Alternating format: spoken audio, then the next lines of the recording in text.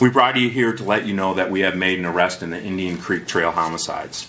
The suspect is 22-year-old Fredrick D. Scott of Kansas City, Missouri. Jackson County Prosecutor Gene Peters Baker will be elaborating on the charges shortly. But first, on behalf of the Kansas City, Missouri Police Department, I'd like to extend our condolences to the loved ones of the men who have lost their lives.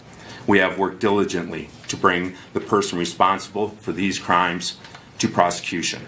I'm announcing today charges against a single suspect in two fatal shootings about a year apart. These homicides were in the vicinity of a very popular trail in South Kansas City. The defendant in the two homicides we are announcing today is also a suspect in other homicides in that area. I am accusing the defendant, Fredrick D. Scott, age 23, of Kansas City, in the murders of Stephen Gibbons, age 57, who was shot August 13, 2017, in the area of 67th Street and Troost. And I'm also charging for the murder of John Palmer, age 56, who was shot on Indian Creek Trail in the area of 99th and Holmes on August 19, 2016. In each case, our defendant is charged with murder in the first degree and armed criminal action. He is being held in the Jackson County Detention Center.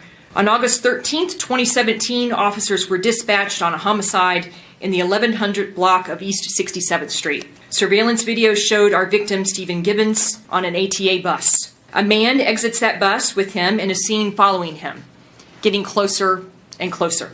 The man following the victim is carrying and drinking from a bottle, and the camera pans away at the time of the homicide.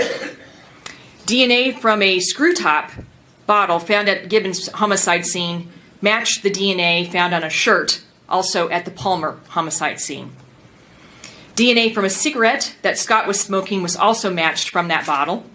KCPD detectives recovered that cigarette after Scott identified himself to police.